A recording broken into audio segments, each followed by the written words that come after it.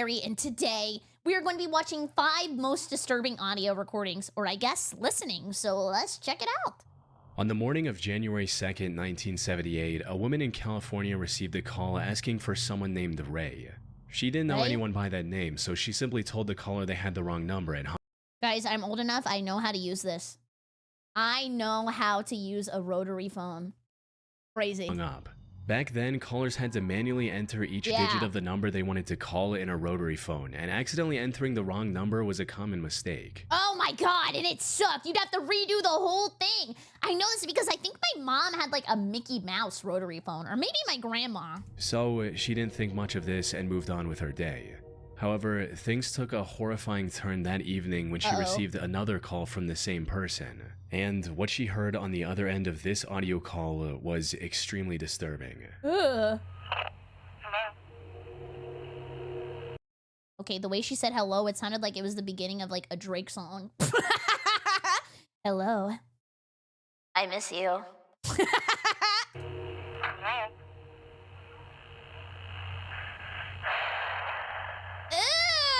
I can smell it! Ew! Oh, hell no!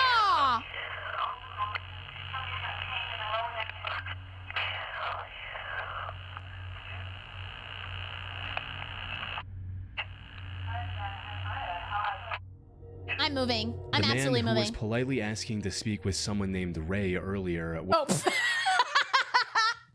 I thought he was saying that man was politely asking on the phone right now.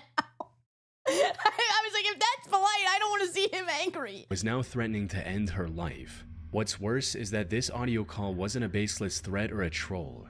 The person calling was later found out to be the Golden State Killer, one of the most infamous serial killers in U.S. history. He terrorized California for over a decade, from 1974 to 1986, and operated across multiple counties, including Sacramento, Ventura, Santa Barbara, and Orange County. That's a long run. What made him more terrifying than most other serial killers was just how precise and thorough he was. Instead of committing the crime whenever he got the chance, he would often plan months in advance. He would stalk his victims, learning everything about their daily lives and routines to find the right opportunity. This also included surveying the area around their home to plan escape routes. Sometimes he would break into his victims' homes beforehand to unlock windows, unload guns, and plant the gear he was later going to use for the crime. Whoa, so he was like super prepared and everything. Yeah, he was like super sweaty about it. How did they catch him? Did they just catch him when he was in a house, like pre-planning? He would also call his future victims many times leading up to the crime and threaten them, similar to the call you heard earlier. This was all a part of his act, with these calls serving as a way for him to mentally torment his victims ahead of time. When he eventually broke into their home for the last time, he would often tie them up and make himself at home, even cooking in their kitchen on occasion. Put simply, he was extremely confident in his planning, and unfortunately it worked. By the end of 1986, he had broken into different homes over 120 times, and in more than 64 victims, 3 of which were children. However, despite the authorities having tons of evidence against him, like fingerprints, footprints, masks... Yeah, how did they not catch him? Did they not have DNA evidence back in the day? Multiple rings, and many different sketches from witnesses, nothing led to a name. He would even call and taunt the police and families of his victims, daring... Dude, DNA evidence was actually like huge for solving crime. You can't get away with anything anymore if they have your DNA, but back in the day, you could just do whatever you wanted. Like if you were sneaky about it, no one would ever catch you. ...them to catch him. But despite all this, the case remained cold for over 40 years. That is until the late 2010s, when a new kind of detective work changed everything. You see, investigators already had plenty of DNA evidence from the killer. However, his DNA didn't match the limited samples they had in their database. But in 2016... 23andMe? Does that mean if you did this, the police know who you are and they have you tracked? Holy crap. A very distant relative of the Golden State Killer took a DNA ancestry test through one of the companies like 23andMe. The DNA data from this company was aggregated by a company called GED Match. And the FBI then used this extensive database to see if any of the samples matched with the DNA evidence they had. Wow. While they didn't find the killer, they did find a match with one of his very distant relatives. This allowed them to go through the whole family tree with over 1,000 members and eventually find the person they were looking for. After 40 long years, the identity of the man behind this creepy call was finally made public. On April 24, 2018, authorities arrested then 73-year-old Joseph James D'Angelo, the Golden State Killer. He was a Vietnam War veteran and an ex-police officer from the Santa Barbara County Sheriff's Office. Wait, so he was a police officer where he was committing the crimes? So then it was easier for him to get away with it because no one was gonna think that the police officer was doing it? Holy crap. Investigation of his past also revealed a chilling instance from July 1979 when he was arrested for shoplifting a hammer and dog repellent. In hindsight, it's obvious that he was going to use both of these items for one of his crimes. And the reason he tried to steal them instead of paying was because he didn't want the sale tied back to his name in any way. In July of 2020, Joseph pled guilty to 13 counts of murder and 13 counts of kidnapping in a plea bargain to avoid the death penalty. He was given 13 consecutive life sentences without the possibility of parole and is now serving his time at a California state prison. The recorded audio calls he made to his soon-to-be victims have gone down as some of the most disturbing pieces of audio ever recorded. Yeah, that's scary. On the 1st of December 2017, Reddit user Drudagon17 made a Reddit post hoping to find an Reddit's scary enough. We do not need to elaborate on this. Explanation for the terrifying screams he heard while on vacation. What's causing these screams? So, I'm not really sure what this is. I've had a lot of people tell me different things, but no one really knows for sure. Maybe someone here could help me shed some light. What? Alongside this, he linked to a recording of what sounded like a person screaming at the top of their lungs.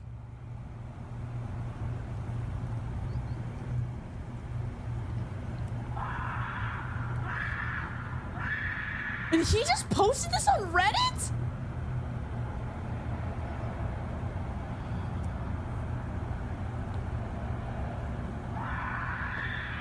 Are there animals that sound like that? Mountain lion in heat? I don't know why we added the in heat. I mean, I don't know. It sounds too human.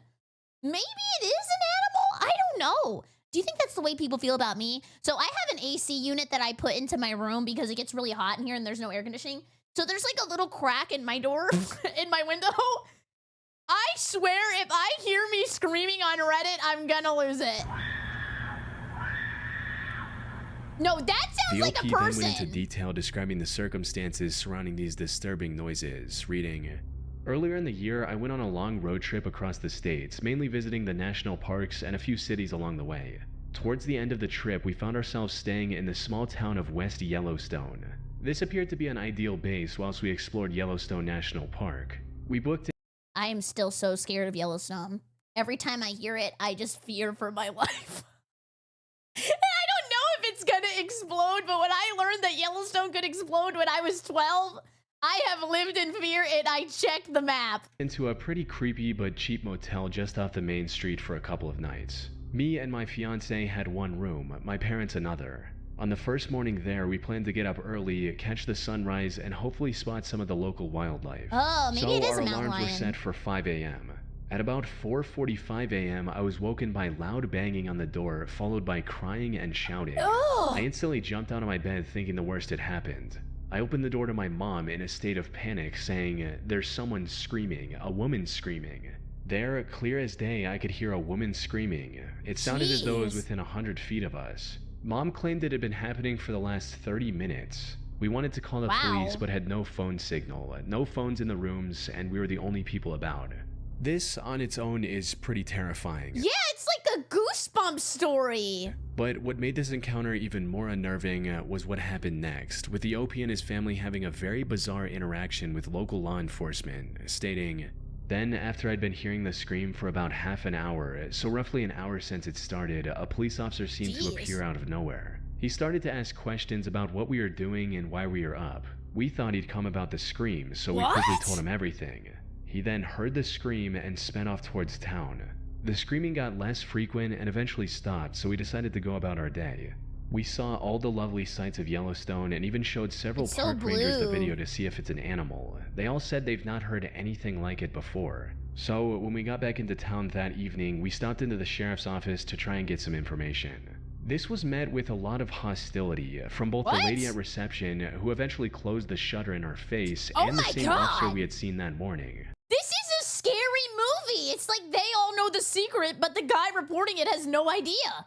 Get out of town. They both said exactly the same thing. It almost sounded like a script. Sorry, ma'am, but that was an intoxicated woman yelling for her boyfriend. What? I don't quite understand how they can put that down to someone shouting at their boyfriend.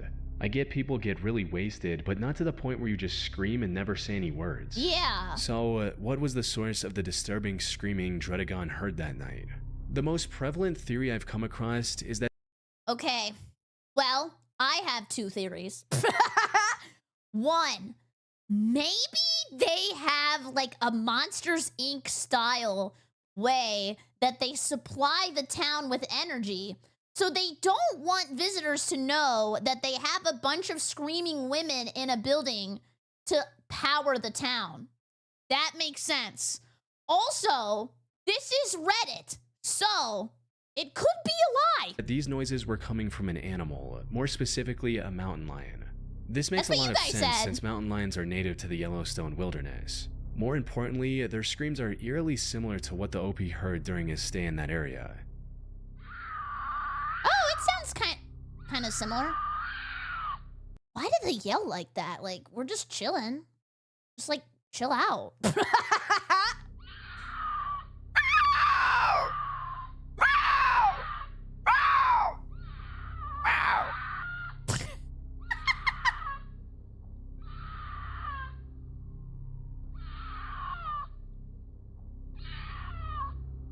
That said, it's still possible that the police officers were telling the truth and that these screams were coming from an intoxicated woman. The pitch of the second scream in the OP's recording in particular is a lot more human-like than something coming from an animal. Yeah. Yeah, that part sounds like a person, because before they're like, "Row," which sounds like an animal, but like the pitching sounds like a girl. One person on YouTube even tried to explain this uncanny difference, stating that the first round of screaming sounds like it's coming from a mountain lion, and the second time sounds like a person screaming back at the animal. Maybe they... Oh. Was it me? I mean, technically I did just do that. were just annoyed and were trying to scare away the animal or get it to shut up. While this could have been the case, was me. Sorry, most of everybody. the screaming noises OP heard were likely coming from a mountain lion, since according to his post, he didn't hear any cries for help or other words in these noises. Yeah, like there's like no human words in it, but the scream sounds very feminine. Even if it were coming from a highly intoxicated woman, it's safe to assume I'm not intoxicated, okay? that she would say something aside from just yelling at the top of her lungs. Yeah, I'd say, give me some Taco Bell crunch wrap, no sour cream, no tomatoes, extra nacho cheese. But if that's true, why did two different police officers tell the same lie? Some people speculated that they did so just to avoid scaring off tourists, or that they were just pulling a prank. But from what I've seen, Dredagon was most likely lying about this part of his story. It's entirely... That's what I said. Guys, this is Reddit, okay? Let's suspend, what's the word, suspend disbelief or suspend belief, whatever. He might not be telling the truth. I never, ever, ever, ever think somebody on Reddit is telling the truth. I go in thinking they're lying. entirely possible that after learning about the surprisingly normal origin of these creepy noises, the OP used this encounter to craft a disturbing story they could post on Reddit. Especially since at one point during his original post, he mentions showing the recording to multiple park rangers. Yeah, and then guess what? They all got up and they clapped and they said, congratulations, congratulations, omerito, omerito. Now, even if these rangers weren't 100% positive, they would still make the obvious connection with the similar animal noise that's common in that region. Dredagon also mentioned looking it up on YouTube and not finding any videos that could explain the disturbing screams. Even though, when searching "screaming in Yellowstone" on YouTube, one of the first results is a 9-year-old video showcasing a mountain lion scream. That is scary. They're like little ads. They're like little Dark Souls ads. Wow. That being said, it's been over 7 years since the original post, and Dredagon hasn't posted any updates since. So, whether this was a mountain lion or something else more disturbing, we'll likely never know the truth with 100% certainty. Yeah. Maybe it was Cleric Beast. In February 2016, the residents of Forest Grove, Oregon began hearing a strange, high-pitched noise in the area. It wasn't me. I feel like I have to elaborate every time now. Sounds like a train.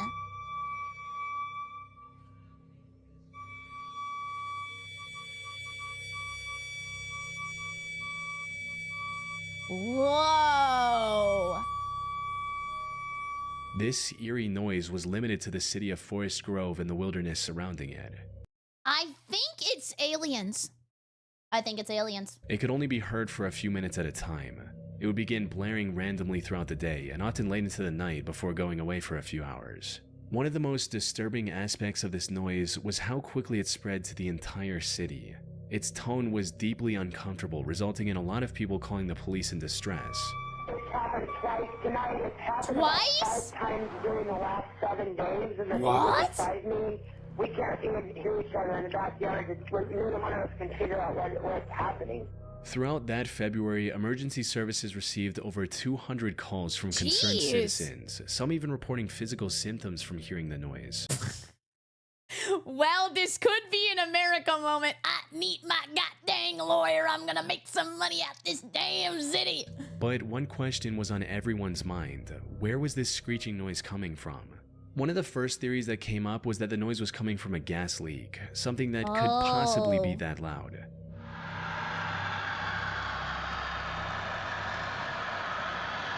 Is it possible to hear a sound so loud that you poop your pants?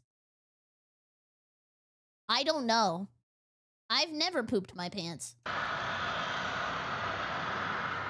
However, the Northwest Natural Gas Company quickly shut down this idea, stating that if there was a gas leak, they would have become aware of it already. Also, a gas leak sounds more like a jet taking off rather than the screeching sound reported. On top of that, they Oh, it's actually the brown note that's real? Should we react to it right now? pointed out that if there was a gas leak big enough to cause this much noise, the smell of the leaking gas would spread throughout the city as well. The fog! Another theory that came up was that this was the result of trapped air and sewer lines escaping through a manhole. Ew, maybe it did make someone doo-doo themselves. Oh! However, a major flaw in this theory was that if it were true, why did the noise only begin in February of 2016? I don't know, the maybe fire more marshal, poo? on the other hand, suggested the idea that it might be coming from someone's faulty air conditioning system. This is because many dysfunctional systems emit a very high frequency sound, similar to what the residents of Forest Grove were hearing. Oh, it does kind of sound the same. But that's still very loud. Would everybody hear that? The truth is, this noise could Me trying to stifle my fart. Stop that! have been coming from any number of sources, Yeah. including construction equipment or a broken emergency siren. It was the siren. Was he an SCP? You know, the one that's like walking around like this? Maybe it was him. Unfortunately, the sound appeared to be coming from all directions, making it Siren pretty much head. impossible to find its origin and verify any of these theories. Well, he's already While moved everyone was on. desperately trying to figure things out, the daily noise was becoming more and more unsettling with each passing day. How am I supposed to deal with the daily noise and daily dose? Like, I can only pick one. But the eerie noise then suddenly disappeared just as quickly as it had begun. Oh. Over 9 years later, and this strange noise is still an unsolved mystery. That said, No, the unsolved mystery is they're selling a large combo for $9 at Papa Murphy's, and they don't got a line out the door? Insane. I believe the most likely theory is also the most boring one, that this whole thing was a prank or hoax by someone with a horn of some kind. You see, after getting overwhelmed by the number of calls from Forest Grove residents, the local police station began investigating the phenomenon more seriously. Amid their search, they put out a statement warning any potential pranksters, reading, While some might find it comical, interesting, and mysterious, it's unlawful if it's being done on purpose. Criminal mischief. If this is the case, the individual Tase caught will face him! possible repercussions. Tase them all! A couple days after this statement came out, the noise vanished and hasn't returned since. It's almost as if whoever was behind this realized that the prank was not worth the trouble and stopped. Of course, all this is just a theory on its own. But unless someone comes forward with a confession, I doubt we'll ever learn the truth about the origin of this disturbing noise. They can't admit it. It's just gonna be like folklore for the town. About the origin of this disturbing noise. On March 2nd, 2013, an anonymous user made an entry on 4chan talking about a creepy radio hijacking they experienced as a kid. The post read, "A creepy, I think, audio file which I've always been curious about.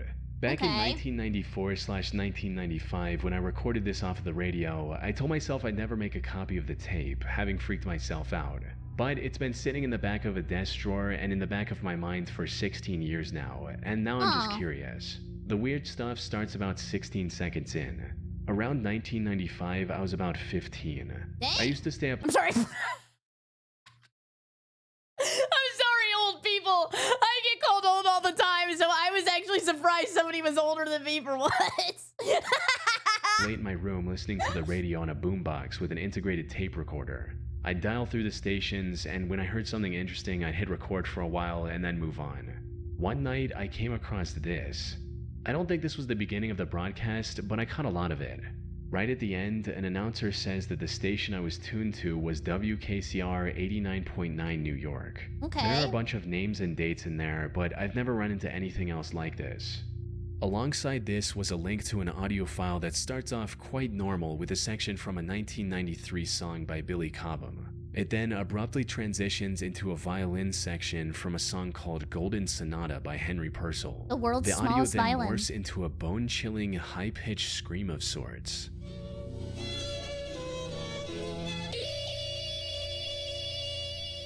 This alone is extremely Paging aliens in chat. Are you receiving my calls? creepy, but the audio doesn't stop there. Soon after this high-pitched scream, it morphs into the sound of a woman taking deep breaths. What?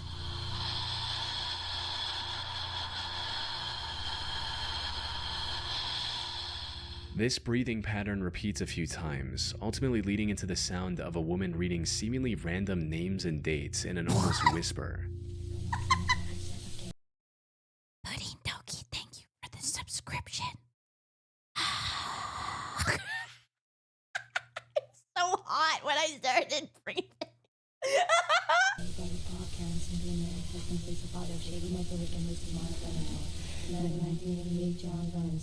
This voice keeps repeating the same 9 names and dates over and over again. A little investigation shows that the names and dates are taken from their obituaries. The 2 most notable names among these belong to Frank Oppenheimer, the brother of the creator of the atomic bomb, J. Robert Oppenheimer, and Barry Joseph Valentino Jr., one of the victims of the Pan Am Flight 103 bombing in 1988. However, from what I've seen, there's no correlation between any of the names. It did just register to me that his name was Barry. That's not me. That's not me. This is like the 3rd time I've been called out in this video. That was not me. Names besides the fact that they're all dead. Oh. I hope it's not me. I'm gonna be a little more careful. After repeating these names for a few minutes, the broadcast goes back to normal with a seemingly routine call sign announcement. You're tuned to WKCR FM New York, 89.9 on your dial. Colombian music is running a little late. It will be starting in a few minutes. You better. I've been sitting here all day waiting for my Colombian music. Come on, get it together. Now, when the anonymous user originally posted this on 4chan, it received mixed reactions. Some people were deeply creeped out by it, while Surely they were saying nice things where the censors are. There's definitely a lot of spaces going on. others were skeptical and believed the OP made this whole thing up. So, what's the truth? Well, there's evidence supporting both sides of the argument. The thing is, after receiving a few requests, the OP posted the full audio clip on YouTube with a channel named Ravenmouth. Searching it on Google shows that the OP has a Reddit account by the same name. With this, we can see that a couple of weeks after his 4chan post, Ravenmouth posted the same radio hijacking story on the No Sleep subreddit, which is mainly about believable but not always true disturbing stories. They threw a dinner party to steal my baby. What? Huh? Near the end of this post, Ravenmouth also added a new section that wasn't present in his 4chan post, reading, "Unfortunately, and for this I sincerely apologize, it never ever stops. What? I told you this was just something I'd found, and I swear to you that that's true. It really did happen that way. It's more than that though. I don't really know how long it takes. A few weeks or months from now when you're alone and suddenly you hear the keening, quavering sound rise up like it's crawling out of your spine and into your skull, you'll understand. When that night comes, if you listen closely to what comes after the horrible sound, you'll realize that the woman will be reading your name." She already did! What happens after? I'm scared. New names. You'll play it for your friends, your family, add their names. I hope, desperately, that if I can make the list long enough, add enough names, then they'll take mine off and leave me alone. I'm sorry. This is plenty of evidence to show that this story is fictional and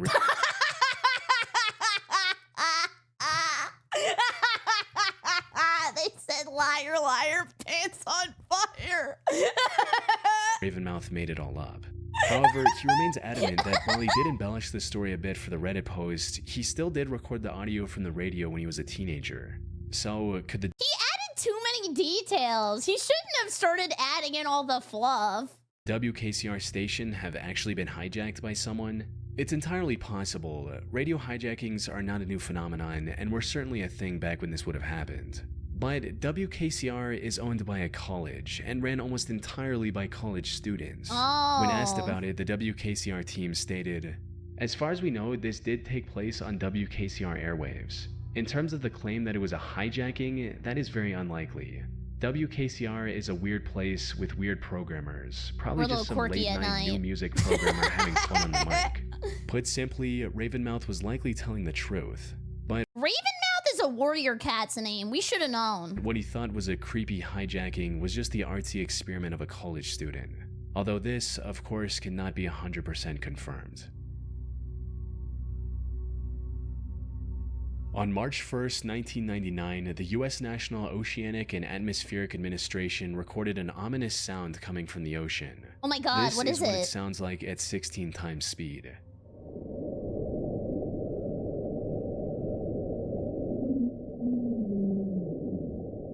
Huh?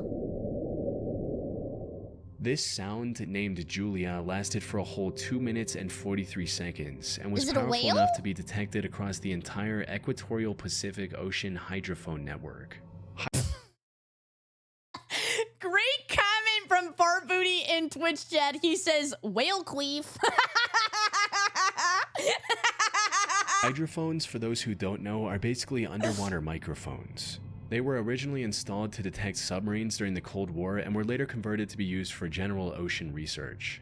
This network became popular in 1997 when it captured multiple strange sounds coming from within the ocean, including— The ocean is kind of scary though. I know it's ironic for me to be saying that, but like, you have to watch every angle because they just like, all the animals just sneak up on you from every single possible spot. the now iconic bloop. Oh, it is the bloop. Bloop. Oh, I say it at the exact same time. It looked like it recorded my audio.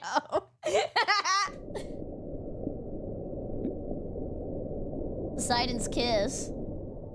According to the official explanation, the sound heard in this recording was caused by ice quakes and large icebergs, or by icebergs scraping the ocean floor. Maybe it was Goku and Broly fighting. Did we think about that? Julia was recorded nearly 2 years after this one. However, unlike Bloop, it doesn't have an explanation. Due to the high loudness of Julia, scientists weren't able to pinpoint its exact location. One potential solution that's been floating on the internet for a while now is that Julia originated from underwater volcanic activity. Sadly, this theory falls apart quickly upon inspection. This is mainly because there was also recorded audio coming from an underwater volcano called Upsweep, and it sounds nothing like Julia. Upsweep sounds like a crypto starter. I don't know how to explain it.